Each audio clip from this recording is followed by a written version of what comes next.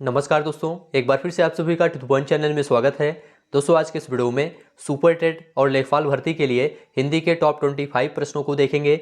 आप लोग वीडियो को पूरा ध्यान से देखिए। आपको एक एक प्रश्न का उत्तर बताना है और लास्ट में पूरा स्कोर भी बताना है। 25 प्रश्नों में आपका कितना स्कोर सही हो रहा है। तो सभी महत्वपूर्ण प्रश्न है, हिंदी के अच्छे प्रश्न हैं। आप लोग एक एक प्रश्न का उत्तर जरूर बताइए। तो चलिए शुरू करते हैं। पहला प्रश्न आपके सामने है, तिरंगा में कौन सा समास है आपको बताना है। ऑप्शन है द्वंद्व समास, द्विगु समास, अव्ययीभाव समास, तत्पुरुष समास। यहां पर आपका सही जवाब क्या है आप लोग बताइए।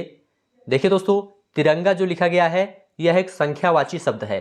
याद रखिएगा, जिस समास में पूर्व पद संख्यावाची हो और उससे एक समूह का बोध हो तो वहां पर कौन सा समास होता है, वहां पर द्विगु समास होता है। यहां पर दोस्तों आपका क्या हो जाएगा, द्विगु समास हो जाएगा। बी ऑप्शन आपका यहां पर सही है। चलिए दूसरा प्रश्न देखते हैं। दूसरा प्रश्न आपके सामने है, निम्न में से कर्मधारय समास का उदाहरण कौन सा है आपको बताना है।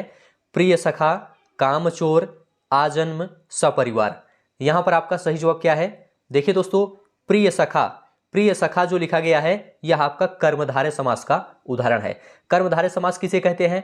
कर्मधारय समास में दोस्तों उत्तर पद प्रधान होता है और पूर्व पद या उत्तर पद में उपमान उपमेय अथवा विशेषण विशेष्य का संबंध होता है। ठीक है, तो सखा कैसा है, प्रिय है। यहां पर दोस्तों कर्मधारय समास है।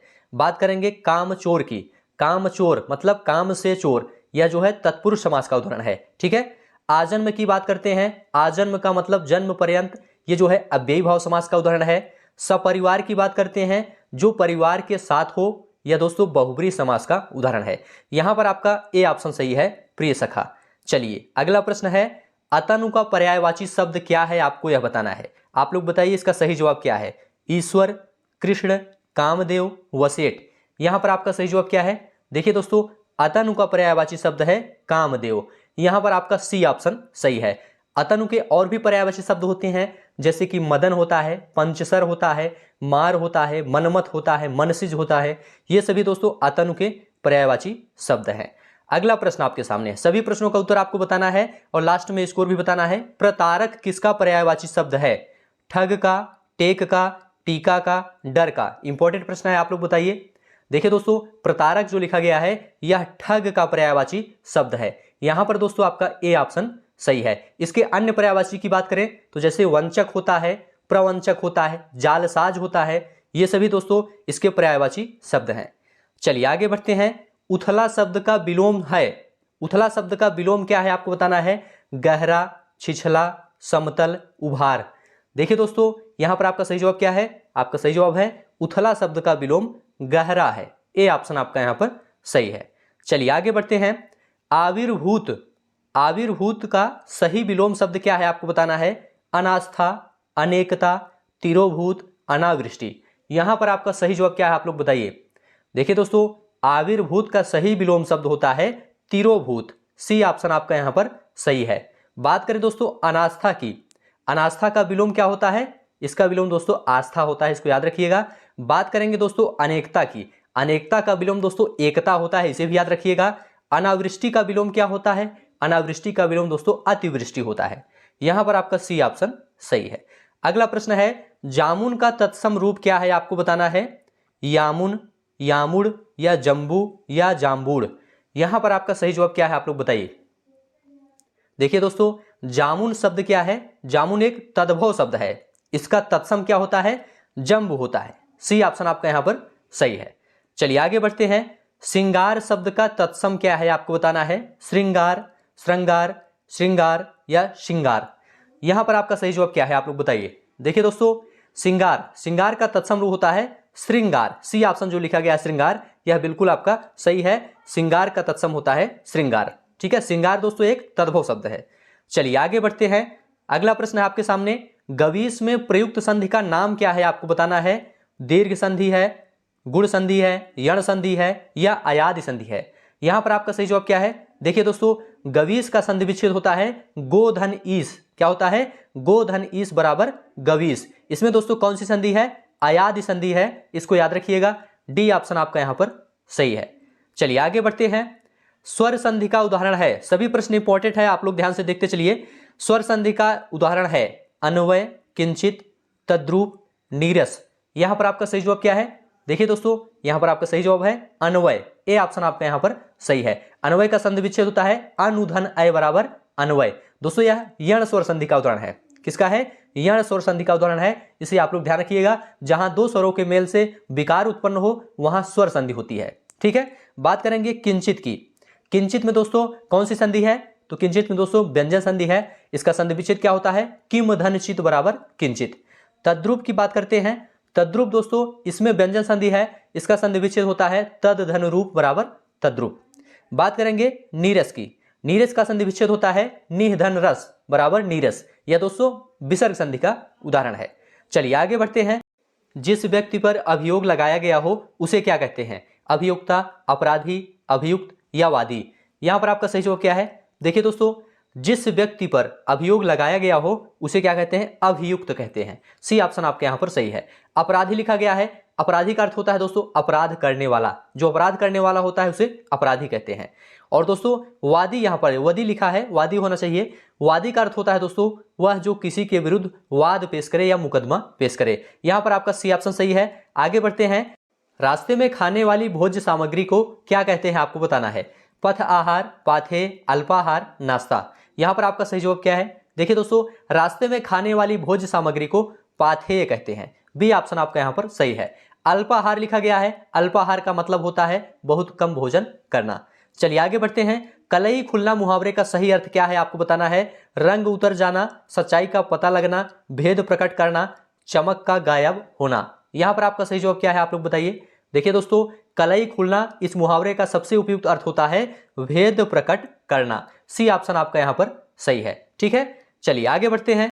हालत पतली होना मुहावरे का उपयुक्त अर्थ क्या है? आपको बताना है। दुबला पतला होना, बीमार होना, कंजूस होना, आर्थिक स्थिति खराब होना। यहां पर आपका सही जवाब क्या है? देखिए दोस्तों हालत पतली होना मुहावरे का अर्थ होता है आर्थिक स्थिति खराब होना। डी ऑप्शन आपका यहां पर सही है। चलिए आगे बढ़ते हैं। अगला प्रश्न है निम्नलिखित वाक्यों में क्रिया संबंधित शुद्ध वाक्य बताइए। पहला है वह सोते सोते जाग पड़ा, वह सोता सोता जाग पड़ा, वह सोते साते जाग पड़ा, वह सो सोकर जाग पड़ा। यहां पर शुद्ध वाक्य क्या है? आपको बताना है। देखिए दोस्तों यहां पर शुद्ध वाक्य है आपका वह सोते सोते जाग पड़ा। ए ऑप्शन आपका यहां पर बिल्कुल शुद्ध है। चलिए आगे बढ़ते हैं। आगे आपको बताना है कौन सा वाक्य सही है।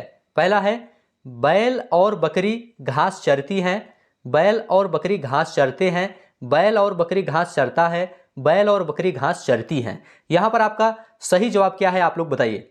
देखिए दोस्तों यहां पर सही जवाब है बैल और बकरी घास चरते हैं। यह बिल्कुल शुद्ध है। बैल और बकरी घास चरते हैं, शेष तीनों अशुद्ध हैं। चलिए आगे बढ़ते हैं। अगला प्रश्न है हाथी का स्त्रीलिंग शब्द क्या है? आपको यह बताना है। ऑप्शन है हाथिन, हाथिनी, हथनी या हाथिनी। यहां पर आपका सही जवाब क्या है? देखिए दोस्तों हाथी का स्त्रीलिंग शब्द होता है हथनी। सी ऑप्शन आपका यहां पर सही है। वह अगले साल आएगा इस वाक्य में कौन सा कारक है? आपको बताना है। अपादान कारक, संबंध कारक, अधिकरण कारक या कर्म कारक। यहां पर आपका सही जवाब क्या है? देखिए दोस्तों वह अगले साल आएगा, इसमें दोस्तों अधिकरण कारक है। सी ऑप्शन आपका यहां पर सही है। अधिकरण कारक का चिन्ह होता है दोस्तों में और पर। कारक चिन्ह याद रखिएगा। कर्ता ने कर्म को करण से के द्वारा, संप्रदान को के लिए, अपादान से अलग होने के अर्थ में, संबंध का के की रारेरी, अधिकरण में पर, संबोधन हे अरे। देखिए दोस्तों यहां पर अधिकरण कारक है। अधिकरण कारक किसे कहते हैं? क्रिया आधार को सूचित करने वाले संज्ञा या सर्वनाम के स्वरूप को अधिकरण कारक कहते हैं। ठीक है, तो यहां पर वह अगले साल आएगा, इसमें आपका अधिकरण कारक है। अगला प्रश्न है किस शब्द की वर्तनी अशुद्ध है? आपको यह बताना है। निरनुनासिक, छिद्रान्वेषी, गत्यर्थ या अंतश्चेतना।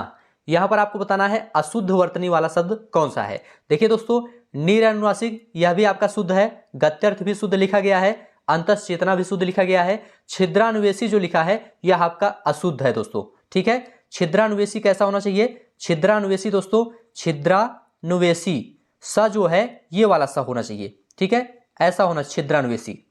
तो यहां पर आपका बी ऑप्शन गलत है, यही आपको बताना था। मानव मात्र को गीता के महात्म्य से परिचित होना अनिवार्य है, रेखांकित शब्द को शुद्ध करें। यहां पर महात्म्य जो लिखा गया है यह अशुद्ध शब्द है। इसका शुद्ध रूप क्या होगा? आप लोग बताइए। महात्म्य होगा या महात्म्य होगा या महात्म्य होगा या महात्म्य होगा। यहां पर आपका सही जवाब क्या है? यहां पर आपका सही जवाब है दोस्तों महात्म्य होगा।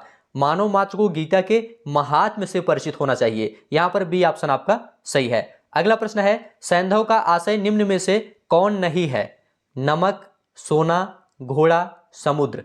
यहां पर आपका सही जवाब क्या है आप लोग बताइए। देखिए दोस्तों, सैंधव का आशय नमक भी होता है, घोड़ा भी होता है, समुद्र भी होता है, लेकिन सैंधव का सोना से कोई संबंध नहीं है, इसलिए आपका यहां पर बी ऑप्शन सही हो जाएगा, सोना।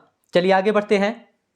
आगे गद्यांश लिखा गया है, गद्यांश को पढ़कर नीचे लिखे गए प्रश्नों का उत्तर देना है। तो चलिए गद्यांश को पढ़ते हैं। गद्यांश में लिखा गया है, लक्ष्मण ने अकृत्रिम भ्रातृ स्नेह के कारण बड़े भाई का साथ दिया। उन्होंने राजपाट छोड़कर अपना शरीर रामचंद्र को अर्पण किया, यह बहुत बड़ी बात है। पर उर्मिला ने इससे भी बढ़कर आत्मोत्सर्ग किया। उसने अपनी आत्मा की अपेक्षा अधिक प्यारा अपना पति राम जानकी के लिए दे डाला, और यह आत्म सुखोत्सर्ग उसने तब किया जब उसे ब्याह कर आए हुए कुछ ही समय हुआ था। उसने अपने सांसारिक सुख के सबसे अच्छे अंश से हाथ धो डाला। जो सुख विवाहोत्तर उसे मिलता, उसकी बराबरी 14 वर्ष पति वियोग के बाद का सुख कभी नहीं कर सकता। नौढ़त्व को प्राप्त होते ही जिस उर्मिला ने रामचंद्र और जानकी के लिए अपने सुख सर्वस्व पर पानी डाल दिया, उसी के लिए अंतरदर्शी आदि कवि के शब्द भंडार में दरिद्रता है। तो यहां पर दोस्तों आपको नीचे प्रश्न लिखा गया है, प्रश्न का उत्तर आपको देना है गद्यांश के आधार पर। प्रश्न है, लक्ष्मण राम के साथ वनवास के लिए क्यों गए? गद्यांश के आधार पर आपको इसका उत्तर बताना है। ऑप्शन है, रामचंद्र की सेवा के लिए, पिता की आज्ञा के कारण, भाई के प्रति अत्यधिक प्रेम के कारण, उर्मिला से दूर जाने के लिए। यहां पर आपका सही जवाब है दोस्तों गद्यांश के आधार पर भाई के प्रति अत्यधिक प्रेम के कारण लक्ष्मण राम के साथ वनवास गए। यहां पर सही ऑप्शन आपका सही है। चलिए आगे बढ़ते हैं। अगला प्रश्न आपके सामने है, लेखक को क्या दुख है आपको बताना है। रामचंद्र राजपाट छोड़कर वनवास को चले गए, लक्ष्मण भी भाई राम के साथ वनवास को चले गए, उर्मिला का लक्ष्मण से वियोग हो गया। रचनाकारों ने उर्मिला के विषय में कुछ नहीं लिखा है। तो यहां पर आपका सही जवाब क्या है? देखिए दोस्तों, लेखक को यह दुख है कि रचनाकारों ने उर्मिला के विषय में कुछ नहीं लिखा है। डी ऑप्शन आपका यहां पर सही है। चलिए आगे बढ़ते हैं। अगला प्रश्न है, उर्मिला ने क्या बलिदान नहीं दिया है आपको यह बताना है। लक्ष्मण से विवाह किया या अपनी बहन सीता का वियोग सहा, यह तो बलिदान है। ठीक है, क्या नहीं बलिदान दिया है आपको यह बताना है। लक्ष्मण को रामचंद्र के साथ वनवास के लिए जाने दिया, यह भी इनका एक बलिदान ही है। सांसारिक सुखों का त्याग किया, यह भी इनका एक बलिदान है। तो क्या नहीं है? लक्ष्मण से विवाह किया, यह कोई बलिदान नहीं है। तो ए ऑप्शन आपका यहाँ पर सही है। तो इस प्रकार से दोस्तों आज का वीडियो यहाँ पर समाप्त होता है। आप लोग बताइए यह वीडियो आपको कैसा लगा। अच्छा लगा है तो हमारे चैनल को सब्सक्राइब करिए। अभी के लिए दोस्तों बस इतना ही। वीडियो देखने के लिए आप सभी का बहुत बहुत धन्यवाद।